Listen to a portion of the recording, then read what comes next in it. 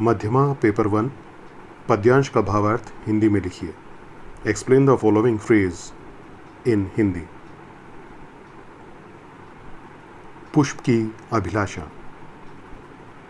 मुझे तोड़ लेना वनमाली, उस पथ पर देना तुम फेंक, मातृभूमि पर शीश चढ़ाने, जिस पथ जावें वीर अनेक। संदर्भ: ये पद्यांश पुष्प की अभिलाषा नामक कविता से लिया गया है। इस कविता के कवि हैं श्री माखनलाल चतुर्वेदी। भावार्थ है, फूल माली से कहता है कि उसे तोड़कर उस रास्ते में फेंक देना जहां महान शूरवीरों ने मातृभूमि की रक्षा के लिए अपना सर्वस्व त्याग दिया। आगे अपनी इच्छा प्रकट करते हुए फूल कहता है कि वो उन शूरवीरों के पांव में पड़कर अपने आप को गर्विला महसूस करता है। Context: this passage is taken from a poem called Desire of Flowers.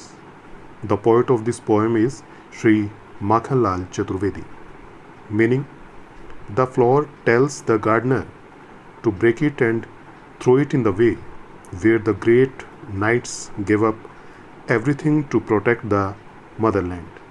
Further, expressing his desire, flower says that he feels proud by falling into the feet of those knights.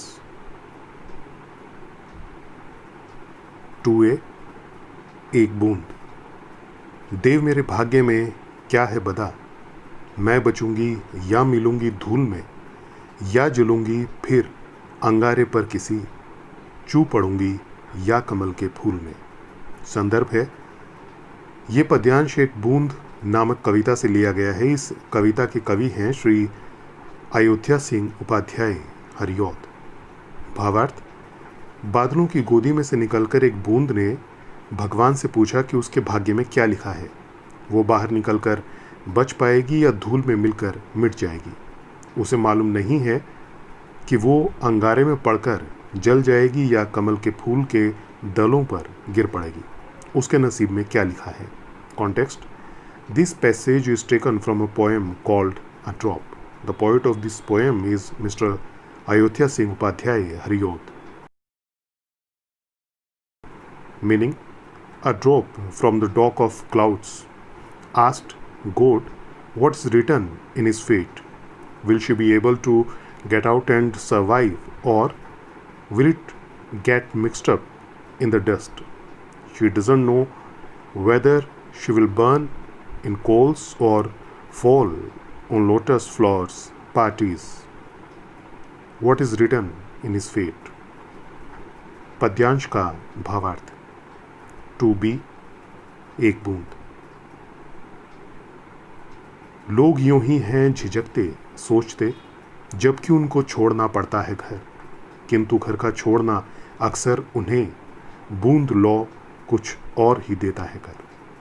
संदर्भ: ये पद्यांश एक बूंद नामक कविता से लिया गया है। इस कविता के कवि श्री अयोध्या सिंह उपाध्याय हरियौत। भावार्थ: इन पंक्ति में कवि ये कहना चाहते हैं कि लोग अपना घर छोड़कर बाहर निकलते समय हिचकिचाते हैं, डरते हैं, लेकिन उनको डरने की आवश्यकता नहीं है, क्योंकि उनको ये विश्वास होना चाहिए कि वे इस बूंद की तरह अच्छी जगह जाकर समाहित हो सकते हैं। Context: This passage is taken from a poem called A Drop. The poet of this poem is Mr. Ayodhya Singh Upadhyay Hariyot.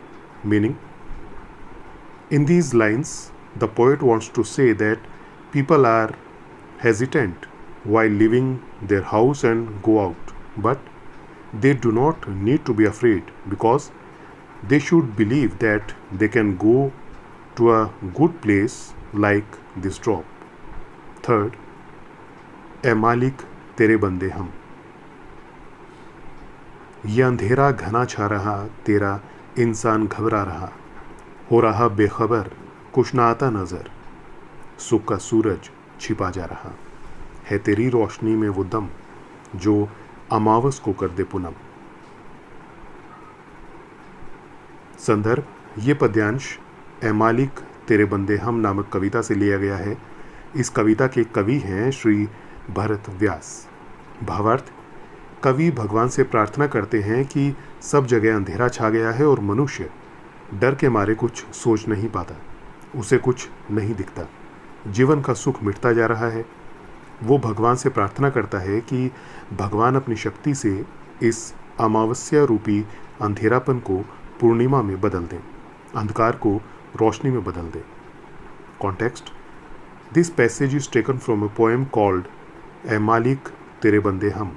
The poet of this poem is Shri Bharat Vyas. Meaning: the poet prays to God that darkness has fallen everywhere and men cannot think of anything because of fear. He sees nothing. Life's happiness is disappearing. He prays to God that with his power, God transforms this dark moon like darkness into a full moon. Turn darkness into light.